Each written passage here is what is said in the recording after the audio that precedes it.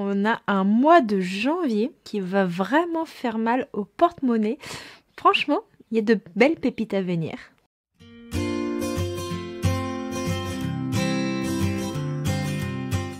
Hello mes petits érudits, bienvenue dans ma citadelle, je suis ravie de vous retrouver aujourd'hui pour une nouvelle vidéo qui sera sur les sorties littéraires du mois de janvier.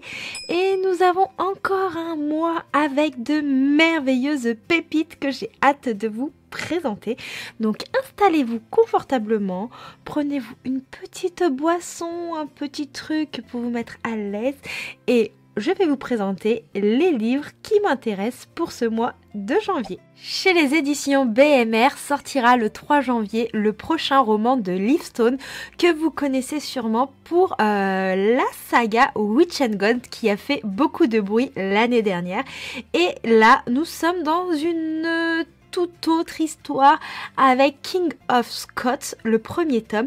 Et là, on est dans une histoire qui va se dérouler en Écosse. Personnellement, j'aime énormément toutes les histoires qui se passent en Écosse, avec l'atmosphère, les Highlanders, enfin voilà, vous voyez un petit peu le truc, vous voyez Jamie Fraser. Oui, je suis totalement influençable.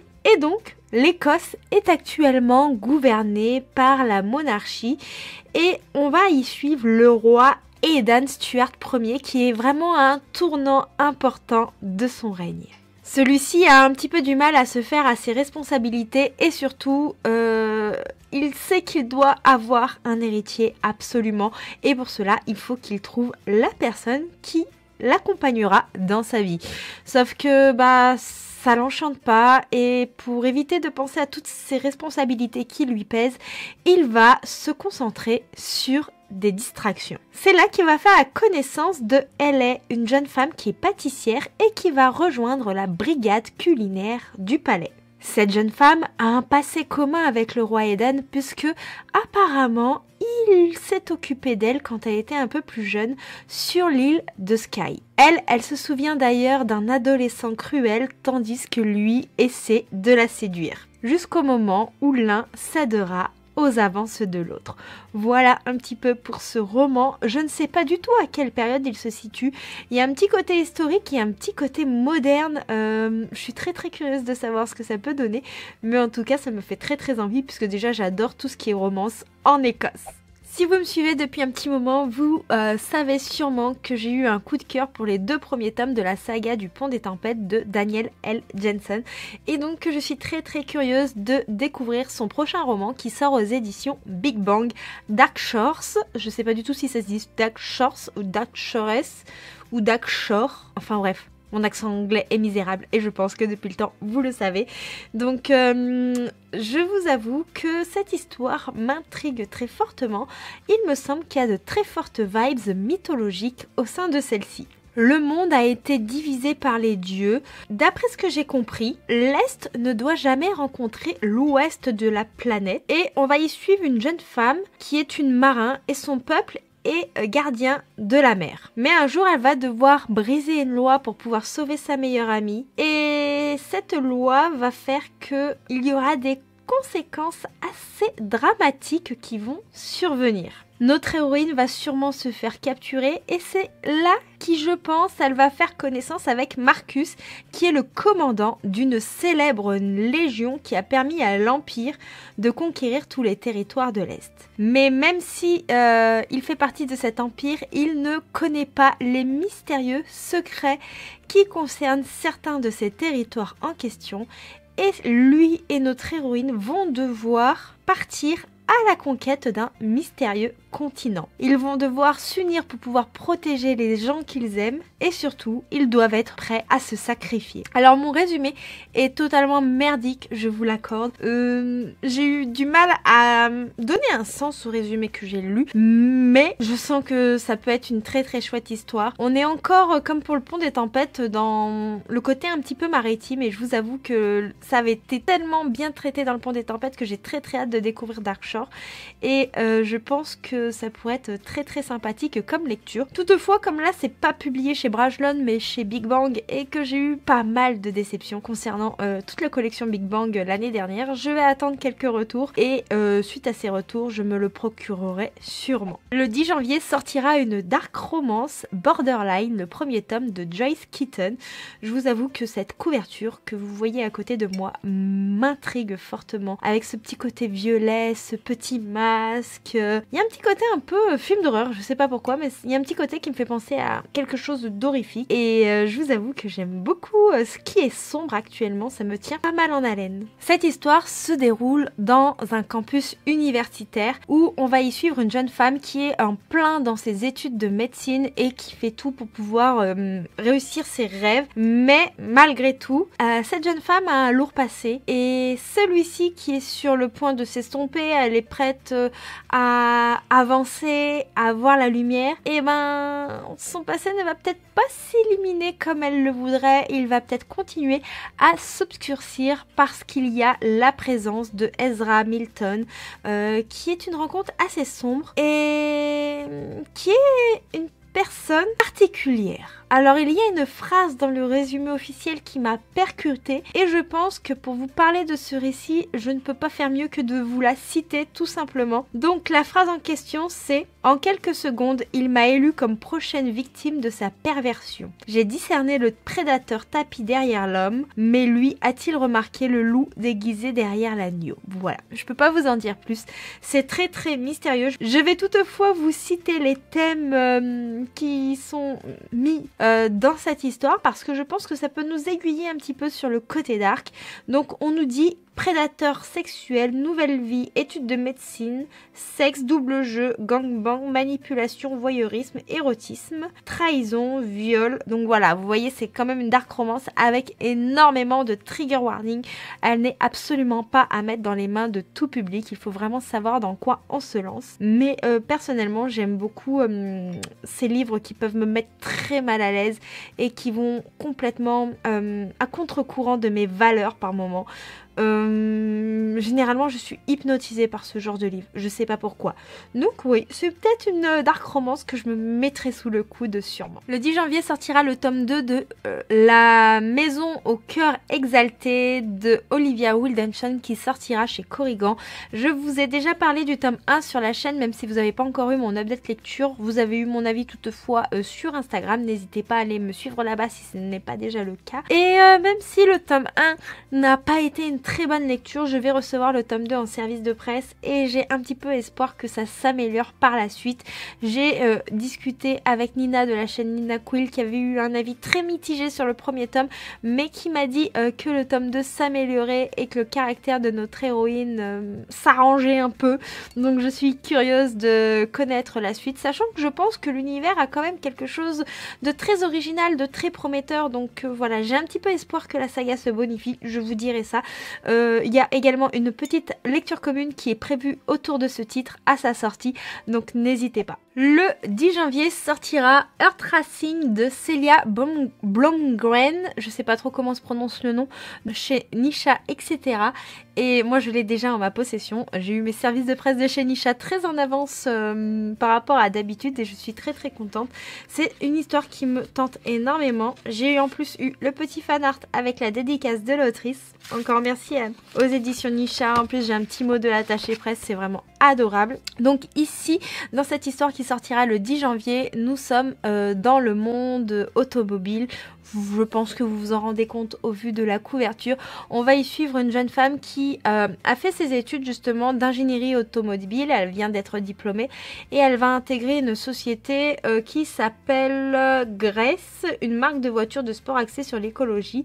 Mais pour pouvoir promouvoir cette marque, celle-ci va devoir rentrer en contact avec Dylan, un influenceur dans le monde automobile. Mais celui-ci participe également à des courses sauvages sauvage de rue et il enchaîne un petit peu les rodéos urbains et je crois que les deux peuvent pas trop se voir mais lui il est quand même persuadé que Megan est la femme idéale même si elle l'apprécie pas tellement, hein, il faut dire ça comme ça.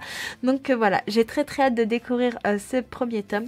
Je vous montrerai dans le book haul tous les petits goodies que j'ai reçus autour de celui-ci, mais j'ai très hâte de le lire et de vous en parler. Également le 10 janvier sortira chez Nisha etc. et Soudain tu es là de Cécile Violette qui est l'autrice de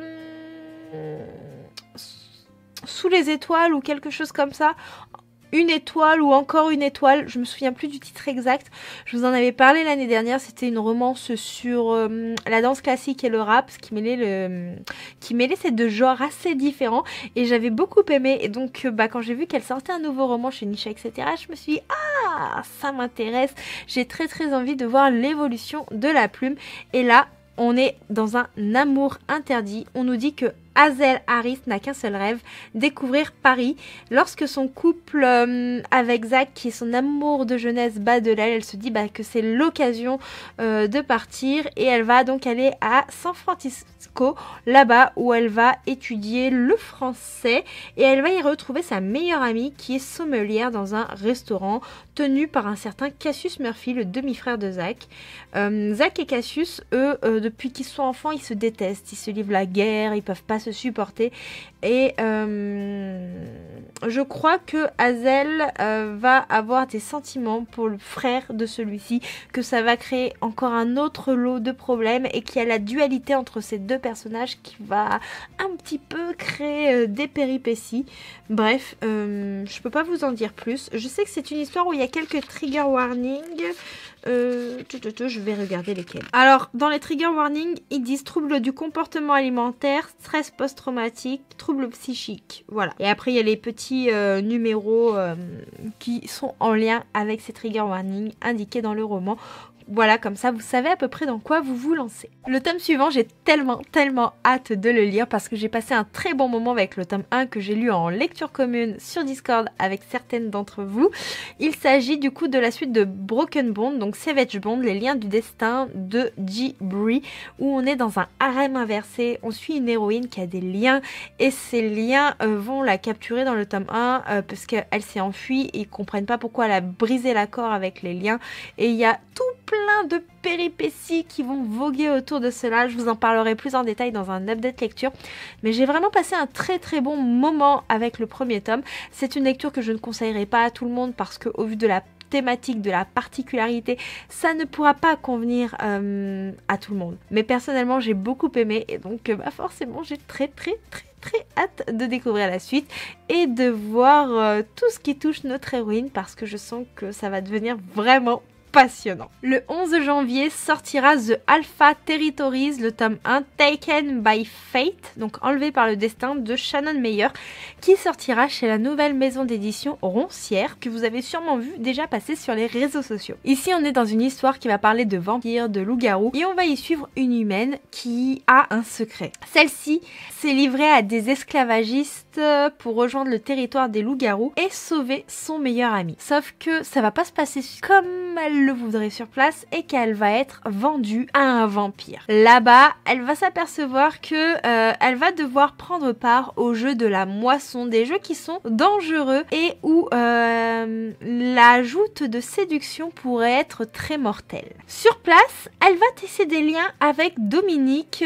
qui est le fils bâtard du roi des vampires et qui lui n'a qu'un seul but, protéger son frère. Mais quand il va rencontrer Sienna, un désir sauvage et interdit va naître entre eux. Voilà, je peux pas vous en dire plus. Ça a l'air d'être assez spicy comme lecture, je pense. Je pense, mais je suis très curieuse de savoir ce que ça peut donner. Le 17 janvier sortira le nouveau roman de Colleen Hoover, publié chez Hugo Roman, et je dois dire que j'ai toujours hâte de découvrir un nouveau roman de l'autrice. C'est une romancière que je ne présente plus. J'adore ses écrits. écrit, je suis souvent transportée. Et donc ici, nous serons dans Reminder of Him. Oui, je sais, encore un accent plus ou moins catastrophique, mais ce n'est pas grave. Et dans cette histoire, on va y suivre une jeune femme. Enfin, une jeune femme, c'est plutôt une maman qui a été emprisonnée et après avoir passé plusieurs années en prison, elle va enfin avoir le loisir de sortir de celle-ci et de retourner dans la ville où le drame qui a fait qu'elle ait vécu en prison a surgi. Cette jeune femme, elle a une fille de 4 ans. Et en sortant de prison, elle ne souhaite qu'une chose, c'est pouvoir retrouver celle-ci. Sauf que les gens qui sont dans la vie de sa fille ne veulent pas d'elle auprès de la petite. Et donc pour une maman, être éloignée de son enfant, c'est quelque chose d'assez déchirant. Je pense que on peut l'imaginer. Dans tous les cas, elle va tout faire pour pouvoir reconstruire sa vie, pour pouvoir avoir une chance d'avoir sa petite fille auprès d'elle. Et pour cela, elle va faire appel à Ledger Ward, qui est propriétaire d'un bar, et c'est aussi l'une des dernières personnes qui a un lien avec la petite. Ensemble, ils vont devoir apprendre à vivre, ils vont devoir apprendre à cohabiter, ils vont tisser des sentiments, mais surtout, ils vont devoir trouver le moyen de pas se mettre les autres personnes à dos pour que notre héroïne puisse pouvoir se rapprocher de la petite avec qui elle a été séparée pendant de nombreuses années. Ça a l'air d'être assez triste quand même, mais tellement émouvant. Et de toute manière, je sais qu'avec Colleen Hoover, je verse souvent des larmes, donc bon, voilà. Un petit peu plus, un petit peu moins, je suis plus à ça près. Le 17 janvier sortira les romances de la collection Eden, qui appartient au groupe City, et j'ai tellement hâte de les découvrir. D'ailleurs, je vous les montrerai, je devrais recevoir une petite box qui les concerne en service de presse. Donc la première romance qui sort, c'est Le Colloque de Jen Sloan. Alors déjà, moi j'adore les histoires de colocation, du coup déjà, juste le titre m'avait totalement convaincue de lire ce roman. On va y suivre une jeune femme qui s'appelle Ruby et qui va commencer une nouvelle vie. Elle a été acceptée dans une école de droit à Paris et suite à ça, une nouvelle vie commence pour elle. Sauf que elle ne s'attendait pas à devoir partager sa chambre universitaire avec Ralph, un étudiant assez égocentrique, assez froid, arrogant, enfin bref, tout ce qu'elle déteste. Ralph est sexy, mais malgré tout, la jeune femme a un petit peu peur de lui. Elle a vécu une agression quelques années auparavant et elle n'est vraiment pas prête de se rapprocher d'un garçon. Donc cette colocation va être très difficile pour elle. Cette histoire a l'air vraiment très intense émotionnellement avec la petite thématique de colocation, cette petite attirance, et j'ai vraiment très hâte de la découvrir. Toujours chez Eden sortira le 17 janvier The Devil's Disciple, une histoire avec des bikers. Qu'est-ce que j'aime les histoires avec des bikers. Je suis un petit peu en train de m'emballer là. On va y suivre Rebecca, une jeune femme qui a été 3 ans absente et qui va revenir au sein du club de motards, les Devil's Disciples, sous le prétexte d'une opportunité professionnelle qui va s'ouvrir à elle dans une troupe de danse. Elle a toujours fui le dangereux Ryder Cole, mais face à lui, elle va avoir du mal à tenir ses résolutions. Cette jeune femme a un lien avec le gang de bikers et je crois que c'est un lien assez familial avec le chef de ce gang, un truc dans ce genre-là. Donc bon, je n'ai plus exactement tous les souvenirs du résumé, mais de toute façon, je vous en reparle très bientôt quand j'aurai cette petite box en ma possession. Le 18 janvier sortira la suite du webcomics Seule la mort attend la vilaine de Suol et Gwon Gyeol. Je suis désolée encore une fois pour la prononciation des noms des auteurs coréens, c'est jamais facile étant donné que ce n'est pas ma langue maternelle. Donc je m'excuse pour ceux qui savent prononcer et qui ont eu mal aux oreilles. Clairement. En tout cas, j'ai beaucoup aimé le premier tome, j'ai le tome 2 dans ma pile à lire et donc j'ai très hâte de me mettre à jour pour pouvoir me procurer le tome 3 et puis après le tome 4 qui arrive très prochainement. Le livre qui sort le 22 janvier, je devrais également le recevoir en service de presse. Il s'agit de Pour le meilleur et pour le pire de R.S. Gray avec une trope de mariage arrangé et je dois dire que...